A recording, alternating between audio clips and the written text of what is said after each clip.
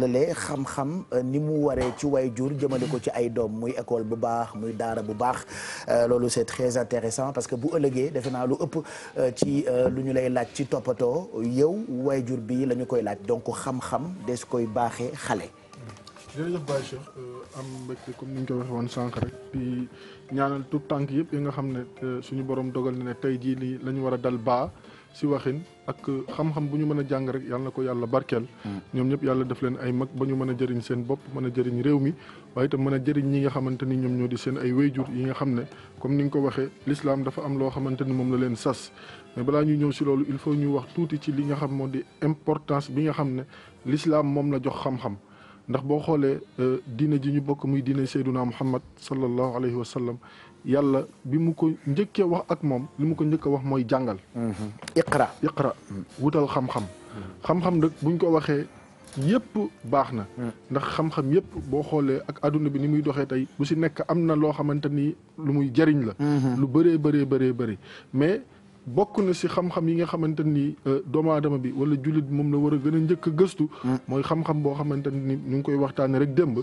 fexe ba li nga xam ne moo di diineem mu xam si as tuut xam li nga xamante ni moom mooy le minimum. si diineem loolu itam nekk na loo xamante ni lu am solo la. bu loolu weesoo beneen bi mooy xam-xam bu mu mën a doon rek na nekk loo xamante ni luy jëriñ doomu aadama bi la fii si àdduna waaye itam fële si àllaaxira. ndax kenn mënul nekk fii si àdduna ne àllaaxira ñoru la waaye itam balaa ngay préparer sa àllaaxira yaakaar naa ne sa àdduna itam foog nga jéem ko jagal. bu fekkente ne da nga bëgg jaamu yàlla boo wérul doo mën a jaamu yàlla donc xam-xamu médecine am na solo bu fekkente ne da nga bëgg jaamu yàlla boo amul loo dundee amuloo loo sol doo mën a jaamu yàlla kon xam-xamu ñaw sax tailleur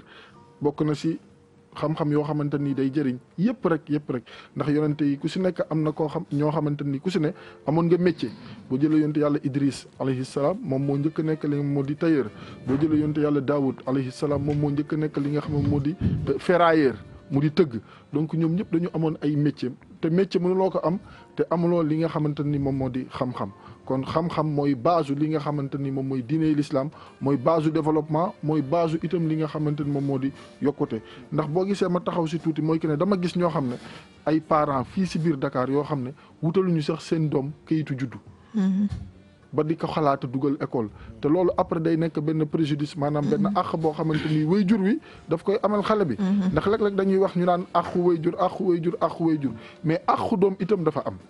àqu doom. Yonent bi sallallahu alayhi wasallam li mu waxoon mooy buy wut boo bëggee doom bu dee ku góor ki wutal ko yaay ju baax bu dee ku jigéen ki mun a wutalal sa doom baay bu baax yooyu nag bu ko yàlla dogalee ba doom judd si li la war mooy nga fexe sa doom boobu uti xam-xam ak bu mu mën a doon nekk loo xamante ni lu koy jariñ la waaye bañ a nekk tey niñ koy gisee mooy que ne leen li ëpp bokk nit ñi bu ñuy dugal seen doom tey jii nii xam-xam bañ koy wutloo du xam-xam boo xamante ni xëy na si boppam la moom la war a njëkk a jariñ si waxin maanaam dañ naan lii rek moo gën a gaaw a joxe xaalis nañ ko yóbbu foofu nañ ko yóbbu def management nañ ko yóbbu def marketing nañ ko yóbbu def nangam ak nangam tey jii nii sax da ngay gis ñoo xamante ni dañuy préférer seen doom bàyyi école bi bañ a jàng mais heureusement tey jii nii école formation yëpp day am sport ak étude donc tey bu njëkk da ngay gis ñoo xam ne dañuy jël seen doom génnee leen école yóbbu leen parce que jàpp nañ ne football bi am na xaalis du ñu jàng mais yooyu tey nit ñi yeewu nañ si ba bàyyi nañ ko kon booy wutal sa doom xam-xam na nga ko wutal xam-xam boo xamante d'abord moom lay njëkk a jariñ ndax xam-xam balaa muy jariñ kenn borom lay njëkk a jariñ mais bu fekkee da nga jël jiital aspect financier bi kenn waxul baaxul ndax kuy wut xam-xam itam bëgg nga ñaan yàlla nga tekki si ëllëg nga jariñu si jariñ si sa waajur jariñ si sa bopp ak mboolem jullit ku si yàlla boole wërsëgam loolu mënuñu ko bañ mais na nekk xam moo xamante ni day jariñ ki koy jàng bu ëllëgee itam mu mën si jariñ ñeneen ndax il faut ñu xam ne aussi xam-xam nekkul rek aspect financier bi mais jaamu yàlla la ndax yaa ngi transmettre loo xamante ni ëllëg bu la ko yàlla fayee bul xam yiw bi nu muy toll kon loolu lu oo xamante ni lu am solo la parents yi bàyyi si xel beneen mooy itam ñu xam ne jamono bi ñu nekk jamono xam-xam la ku la jiitoo si xam-xam rek daanaka raw na la tey jii nag nit ñi tekki liñ ko gisee moo di koom-koom moo di alal wax nañ ko yooyu yëpp baax na bonul mais am xam-xam boo xamante ni ëllëg si biir boo gisul loo xam dem defi leneen wala boo amul métier dem defi ji leneen loolu itam yaakaar naa nekk na aspect boo xamante ni bu jara bay xel la ndax yonent bi sallallahu alayhi wa sallam moom yàlla dëgg la mënul woon bind mënul woon liir mais teewul yàlla dina ko jógal nga jàngi nga wuti xam-xam iqra donc muy gëstu di xam bu fekk de 40 ans donc loolu li ñu siy jàngee itam mooy li ñu siy déggee itam mooy jàng du wees ndax léeg-léeg bu période examen jotee nga gis koo xam ne benn personne âgée bu am 60 ans wala 70 ans di def baccalauréat kooku xam nga ne def baccalauréat pour wut liggéey mais daf koy def rek pour yokk xam-xamam waaye itam ngir yokk li nga xamante ni moom moo di capacité intellectuelle am te loolu itam day nekk loo xamante lu am solo la loolu bokk na si li ñu yàlla bëgg a jàngal yu wane na rek ne xam-xam moom amul âge boo xamante ni fa ngay toll ne dootuma ko wut wala wees na wala yu demee noonu kon xale yi nañ leen yóbbu si école yi ñu jàngi ndax l'islam bi ñu nekk ummatu iqra lañ ko tudde muy le peuple du savoir donc tey jii nii mën nañ wax ne képp koo xamante ni da nga lànk ndaare ne doo jàng yow yaa si boole sa bopp waaye xëy na bokkuloo si waxin ndax ñu ngi ko tuddee ummatu iqra muy le peuple du savoir demal nga jàngi te yàlla bu waxee Seydina Muhammad sallallahu alayhi wa sallam moom mi nga xam ne moom moo gën ku yàlla bind demal nga jàngi kon keneen du mat a wax mais oustaz nag war nga insister bu baax ci ñi nga xam ne seen doom yi duñ leen utal papier duñ leen utal ay kayitu juddu dafa bëri tellement am na ñoo xam ne je sais pas ignorance la ou bien tayal la mais am na ñu bëri ñoo xam ne tey ji actuellement ñi ngi dox ci réew mi tey légal ñu entre parenthèses am na ñu ci bëri ñoo xam ne tey ji bëgg nañu tukki mais mënuñu ko parce que lijjanti nañ ba sonn bu njëkk ba sax daan nga gis ay forum yoo xam ne danaan am ci quartier ñuy may ay kayitu juddu mais raar na léegi nga gis ko donc est-ce que tamit foofu doo ci gën a insister xam ne loolu àq la dëggantaan par rapport ci diggante waajur ak doom xam nga question bu ma neex nga laaj gis nga alquran dañ koy dégg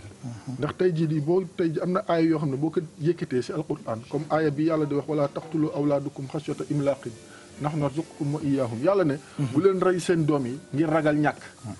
da ngay gis koo xam ne fa mu fi jëm dinaan laan kay def planification familiale yi laal def mais alquran contexte la dëgg la texte la ak contexte mais contexte bi day firi alquran itam man tey jii jàngat bi ma am si verset boobu mooy que ne yàlla nee ne sa doom boo ko yóbbuwulee école utaloo ko këyit yow rey nga ko rey nit ki nag du question rek tëral ren di wala ñàkk ko jox mu lekk wala ñàkk parce que koo xañ xam-xam xañ nga ko mën-mën xañ nga ko am xañ nga ko ay bëgg-bëggam mais bu fekkente ne tey jii nii sa doom dafa juddu nga war ko utal kayitu juddu tayal ne doo ko wuti wala ñu ne fa la nga koy wute wala nangam wala mu am erreur yow toppatoowloo ko mais yow yaa ngi rey sa doom te xam loo parce que du dugg école parce que jamono ji ku amul këyit moom dugg école bu ko xalaat donc ce qui est plus dommage sax mooy am na xale yoo xam dañ leen di dénkaane pap ba ñu am tey ji ba ñu war a def examen entrée en sixième ñu ne leen non doo leen def parce que seen këyit parce que amuñu léegi yow rey nga xale bi laay xale bi mën jàng lool rey nga amam bu fekkente ne koo xam ne ku sawar la ku bëgg jàng ku yàlla ubbi xelam déjà yow lor nga ko kon loolu itam dafa nekk loo xam ne lu jar a bàyyi xel yam sallallahu alayhi wa sallam wax na kullukum raa'in wa kullukum mas'ulun an ra'iyatihi képp kenn si yéen sàmm la te ëllëg yawmal qiyaam ku ñëw yàlla dana la laaj la mu la joxoon naka nga ko sàmme muy troupeau bi nag mooy njaboot gi te andil julli yu bëri indil koor yu bëri indil aj màkka yu bëri indil asaka yu bëri indil jaamu yàlla yu la neex bu fekkente ne sa njaboot dafa lool sa ñoom la war boobaa di nga amalante ak suñu borom subhanahu wa taala ndax bëri na ñoo xam ne yàlla may na leen ñu ngi dund nekk couple te yàlla mayu leen njaboot du dëgg léegi nag bu la yàlla seppee si ñoo xamante ni tey jii nii may na leen njaboot googu nag na nga xam ne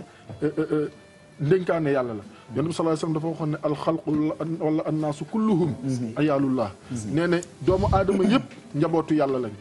léegi nag yàlla bu jëlee njabootam dénk la kon yow li la war mooy nga waslu sa ak à 100% kon daal xale yi nañu fexe ñu am xam-xam nañu fexe ñu dugg école nañu fexe ñu jàng itam li nga moo di seen wàllu diine surtout ndax tey jii nii boo xoolee daara yu bëri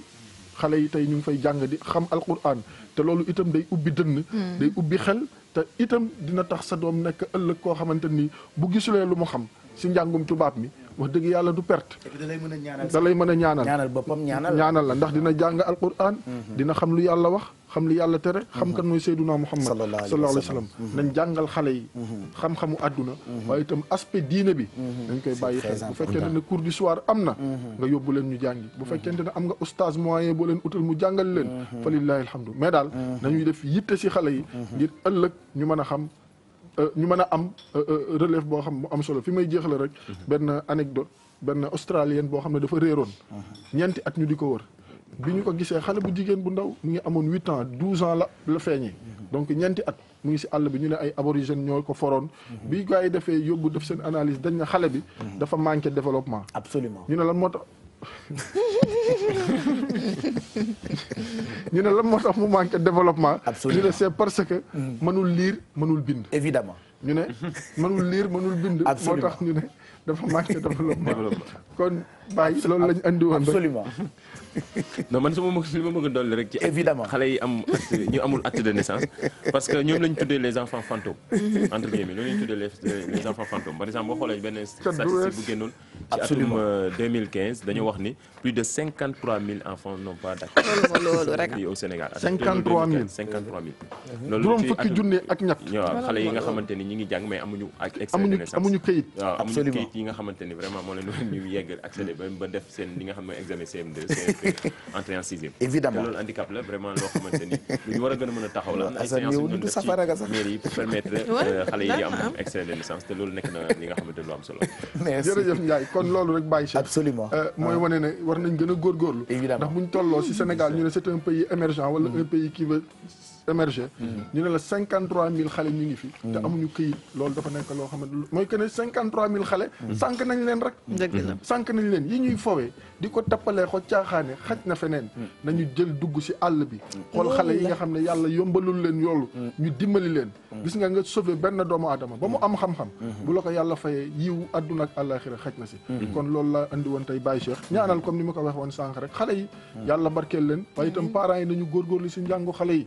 ku fi sa doom jàngul wala nga di ko tayal ko di ko surveiller wala nangam sangam. bu ëllëgee da nga am lu la metti te boobaa kenn defu la dara. yaa doon sa bopp. xam-xam nag yàlla moo koy maye. mais li may faral di wax rek xëy wuti moom. par force la. waaye danaa am moom. du force ndax yàllaay maye. ndax ku doon jox sa bopp doo ñàkk. voilà Pape. rubrique bi jeex na. absolument. cat bu wees. évidemment. yàlla baax na. évidemment pendant que oustaz di commenter ñu ngi leen di won image yu ay xale yu nekk Afrique dañu koy boole ak la ronde des écoliers rappelez-vous Youssou Ndour moo ko woyoon pour xale yi ku ci nekk am nga droit am xam-xam loolu ça nous rappelle beaucoup de choses loolu dinañ leen ko tegal léegi nii pour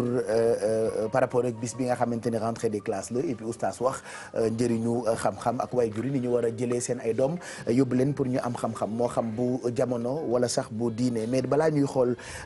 vidéo boobu la nga xam ne ni illustration yi c'est des enfants africains ak woy boobu la ñu tuddee la ronde des écoliers El Hadj Mbaye Garmi mooy doog a yegsi ñu ngi lay ziar bu baax Mbaye di la ndokkeel jox la sa wàccuwaay di la masawu nag ci biddanti bi. waaw jërëjëf Baye Cheikh wallaay biddantiwuma sax Mbaye maa ngi nuyu mbokk téléspectateurs yëpp di leen sakkat di leen ndokkeel waaye ubbi tey jàng tey lay la dëgg la de tey bii circulation suuruma ko dëgg la de waaw dama yaakaar ne rek comme d'habitude waaw nekkatuñu vacances Mbaye un rek ngay daw wallaay ni vacances yi jeex na léeg-léeg sax nga def marche arrière waaye nag sant yàlla wallaay Mbaye xam naa daal doorte bi nga xam ne mooy ubbi tey jàng tey yàlla na ci yàlla def jàmm amin Mbaye ba xale yi mën a am xam-xam amin ndax léegi maa ngi dagg oustaz Assane ak Ndiaye Bale ñu naan am na ay junni doomu aadama yoo xam ne ay xale yu ndaw lañu seen jàng dëgg-dëgg ñu ngi jàng te amuñu kayit te boo amul kayit doo mën a dugg école te boo amul kayit tamit doo mën a dugg te boo duggee tamit am na xam ne soo fa accès pour nga def examen day am problème te waajur yi tamit loolu war nañ leen ci jàppale bu baax a baax seet nan la gouvernement bi def ba ñu def ci sargal boo xam ne bile dañ koy def benn semaine boo xam ne ku ci nekk danañ mën a fexe ba nga am kayit parce que xam nga àddina ak yenn ñoo ànd mënta ñàkk te comme mi ngi ci réew mi problème posé na solution rek il faut nu seet ko solution nag côté bu nekk lañ koy seet am na ñoo xam ne ñii bi seen doomi juddoo déclaré wuñ leen am na ñoo xam ne ñii naka sudul noonu ci la ñu jaar ba loolu xew jaaratuñu fa am na ñoo xam ne ñii dañoo daw seeni responsabilité ba jaaratuñu fa looloo si ëpp na waaw te amatul te tamit bu fekkee ki yor amul doole fa la koy teg rek mooy loolu kon nag war nañ seet solution ba xale yooyu la parce que ñooy avenir réew mi ëllëg xale ñi bu fekkee xale yi tamit waruñu leen li ñu war a woon boo ëllëgee réew mi tamit dëgg-dëgg mën a baax bu ñu ko seet rek ci ñi nga xam ne ñoo fi nekk mi ngi baax waruñu seet ëllëgu réew mi te xale yooyu jàng tamit ci am solo loolu rek dëgg-dëgg Baye Cheikh ak ubbi tey tëj tey ak slogan bi ma la fekkee absolument ak évidemment bi ma la fekkee waaw ñu teg ko ci absolument ak évidemment Mbaye absolument ak évidemment voilà boo ñëwee ci yoon te xamoo fan la yoon bi moom xam na da ngay fekk moom xam na bu baax bi ma nee absolument ne évidemment dégg na la mujj na ne pat tey la anniversaire waaye xam naa fi ma koy jaare boo ma naree lakkal rek ni awa di duggee noonu la évidemment di duggee ak absolument voilà donc la ronde des écoliers la ñuy teg léegi nii en tout cas xale yi war nañu leen jàppale bon c'est vrai que tey da nga ko accès woon ci njàng mi xale yi amul këyit nag c'est un autre débat am na ñu bëri ñoo xamee ni ñu ngi ciy jóg quand même pour ne pas faire de publicité UNICEF par exemple ñu ngi leen di ñu ngi jóg di dugg ci dëkk yi pour di sensibiliser surtout yenn ci ay dëkk yu xaw a sori ak Dakar pour jàppale waajur yi ñu gën a dimbali seen doom yi ñu am këyitu juddu donc xale yooyu la on les appelle des apatrides am na débat bu mag boo xamante ni mës nañu ko organiser ci télévision Futur Média jëm ci ñooñee ñu tuddee ay apatrides juddu doon neya weesuwul juddu ñàkk këyit donc déclarez vos enfants on en parlera beneen yoon parce que sujet bu am solo la waaye lu jëm ci wàllu njàng mi ak njàngale mi xale dafa war a am xam-xam xale dañu ko war a jàngal moo xam xam-xamu diine moo xam xam-xamu jamono mooy école yeeg ñoom seen donc loolu di sujet bu am solo boo xamee ni oustaz Assane évidemment absolument ñu ngi la ciy gërëm donc on vous offre la ronde des waaw xam na li ma ko évidemment xam na li ma ko évidemment allez la ronde des écoliers et puis on se retrouve juste après. Depuis bientôt longtemps, les hommes sur la terre ne s'unissent vraiment que pour faire la guerre. L'espoir est dans l'enfant qui sauve la lumière du ciel en chantant. Tous les enfants ont mérité la connaissance, la joie et la santé. Tous en naissant devraient gagner le droit à l'amour et la vérité.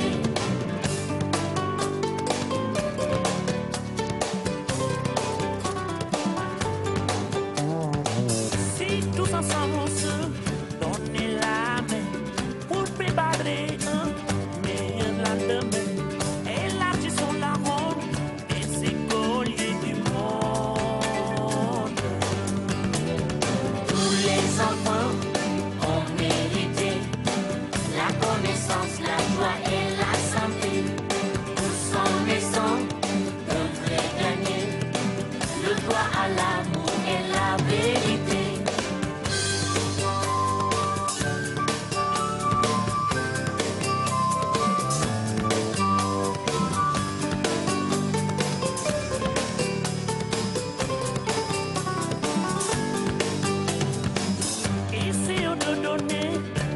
À la vie, tâchons de respecter même les plus petits. Élargissons la ronde des écoliers du monde. Tous les enfants ont mérité la connaissance, la joie et la santé. Tous en naissant devraient gagner le droit à l'amour et la vérité.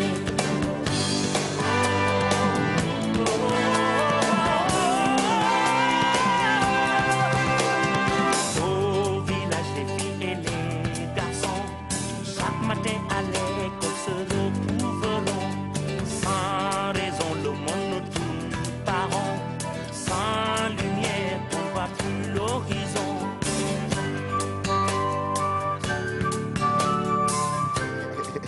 Voilà la ronde des écoliers ak Youssou Ndour donc façon la pour ñun pour ñu souhaiter une bonne année scolaire à tous les enfants d'Afrique surtout yu Sénégal yi nga xam ne ni tey jii la ñu delluwaat ci école yi di ndokkeel jàngalekat yi enseignants professeurs maîtres d'école ñoom ñëpp ñu ngi leen di ñaanal public wala privé kenn ku ci nekk xamal ni bu waajur yu weesoo yéenay waajuru xale yi donc ñu ngi ñaan suñu borom dooleel leen ba ngeen gën di mën a jàppale suñu njaboot ci nga xam ne ni ñoo nekk ci école yooyu le xale yi itam yàlla na suñu borom taxawu leen ba ibbi seeni xel ñuy gën di concentré wu ci njàng mi ak njàngale mi tey njàngum tubaab ëllëg daañu waxtaane daara yi puisque dinañu recevoir daara boo xamee ni njëriñam suba di ngeen ko xam puisque daara yi dafa am solo baax na ñu ci yóbbu itam suñu doom yi ndaxte alxuraan dafa yibbi xel bu njëkkee dugg ci xol ak ci xelu xale njëriñ li bala nga koo xam sax gone gi màgg ba nga soxla ay ñaan donc ñu ngi leen di souhaiter une bonne rentrée scolaire